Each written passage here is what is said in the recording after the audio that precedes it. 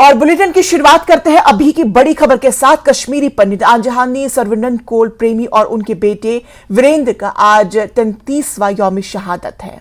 दोनों को 90 की दिहाई में मिलिटेंट 2 ने गोली मारकर हलाक कर दिया था। दोनों की याद में एक तकरीब मुनक्किद की गई। एलजी मनोज सिन्हा ने सर्वनंद कोल प्रेमी को सलाम पेश करते हुए कहा कि सर्वनंद ने समाज के लिए अजीम कुर्बानी दी। एलजी ने कहा कि मशहूर शायर महजूर ने उन्हें प्रेमी का नाम दिया और वो हमेशा अमन, मोहब्बत और भाईचारे की बात करने की कोशिश करते रहे।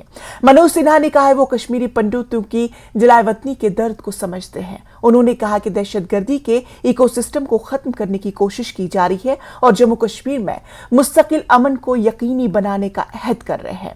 एलजी ने मजीद कहा है कि वो चाहते हैं कि जम्मू कश्मीर इसकी पुरानी अजमत दोबारा हासिल करे। उन्होंने कहा कि कश्मीरी पंडितों की सकाफत और अदब के तहफ्फुज और फरोग के लिए रकम खर्च करेंगे। इस मौके पर मनोज सिन्हा ने सर्वनंद कोल प्रेमी पर लिखी गई एक किताब का इजरा किया।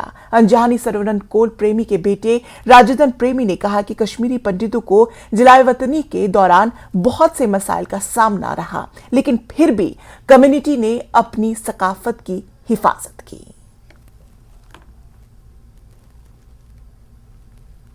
वक्रतुंड महाकाय सूर्यकोटि समप्रभ। हमारे बीच में मेरे एक युवा मित्र, एक नौजवान दोस्त डॉक्टर गुलजार राथिर साहब भी बैठे हैं।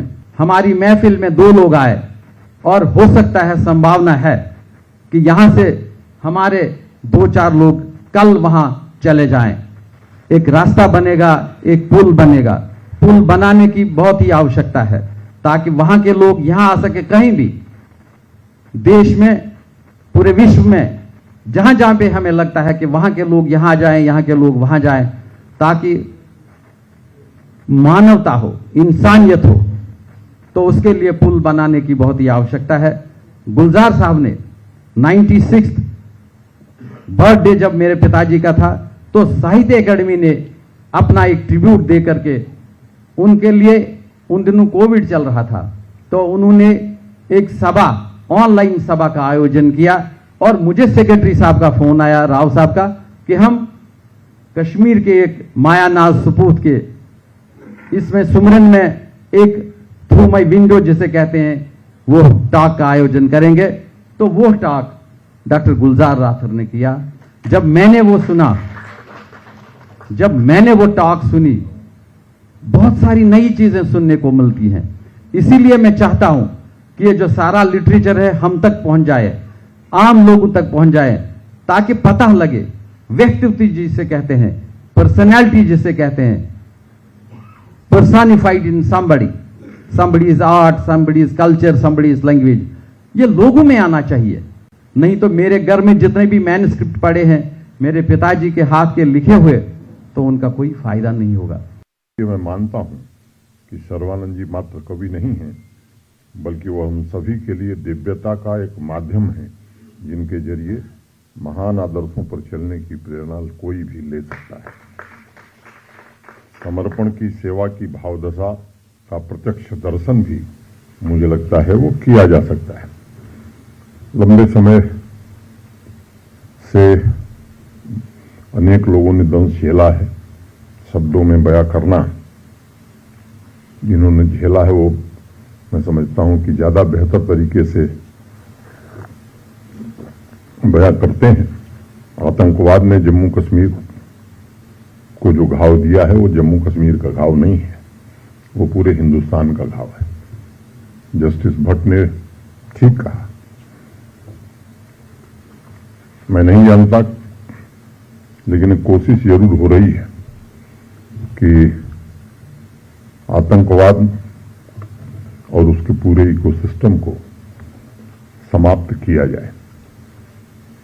कितनी सफलता मिली है मैं नहीं कह सकता, लेकिन एक बात मैं जरूर कह सकता हूं कि अब शांति खरीदने का इरादा कतई नहीं है, शांति स्थापित करने के इरादे से ही काम हो रहा है।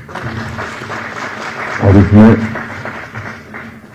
जो इकोसिस्टम है काफी हद तक उसे नस्तनाबूद करने में सफलता मिली है। मैं जानता हूं जड़ें बड़ी गहरी हैं और केवल जो दिखता है वही नहीं है। ये ऐसे लोग जो पूरे इकोसिस्टम में 70-75 साल से यहां से लेकर दिल्ली तक घुसे हुए हैं, वो सामान्यतया किसी को टिकने नहीं देते हैं, लेकिन परिस्थितियां बदली हैं। जो लोग चीजों को देख रहे हैं, मैं जानता हूं कि उनकी मंशा भी यही है। जम्मू कश्मीर फिर से अपने गौरव को प्राप्त करे, ये केवल जम्मू कश्मीर के लिए आवश्यक नहीं है, ये पूरे देश के लिए आवश्यक है। और वो जो मानसिकता है कि इसके कारण भारत की पहचान है, वो समाप्त होनी चाहिए। मैं समझता हूं ये बहुत खतरनाक है और इस मानसिकता को निश्चित रूप से समाप्त करना ही होगा। तभी मैं मानता हूं कि फिर से जम्मू कश्मीर अपने गौरव को प्राप्त करेगा। कुछ छोटी मोटी श्रद्धांजलि भारत सरकार ने या जम्मू कश्मीर प्रशासन ने अपने हिसाब से करने की कोशिश की है, चाहे वो स्पेशल पोस्टर कवर हो या उनके गांव के विद्यालय का नाम हो। अभी राजेंद्र जी कुछ बातें और बता रहे थे। मैं कोशिश ये जरूर करूंगा कि भविष्य में इन कामों को भी तेज गति से किया जा सके। जो उनकी पुस्तकों की बात आपने कही है, मुझे लगता है कि इसको एकेडमी भरत सिंह जी करने में कोई दिक्कत नहीं है और उसमें धन की कोई कमी नहीं होगी।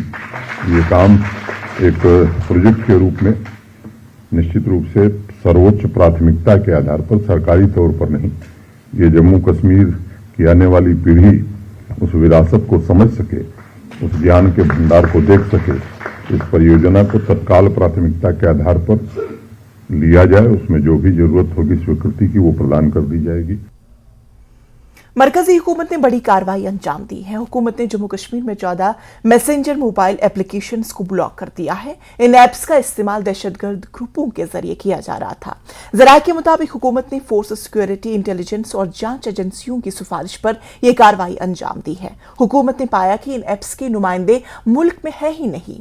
इन ऐप्स से हिंदुस्तानी कानून के मुताबिक मतलूबा जानकारी हासिल की जा सके। एजेंसियों के जरिए इन ऐप्स के नुमाइंदों से राबता करने की कोशिश की गई थी।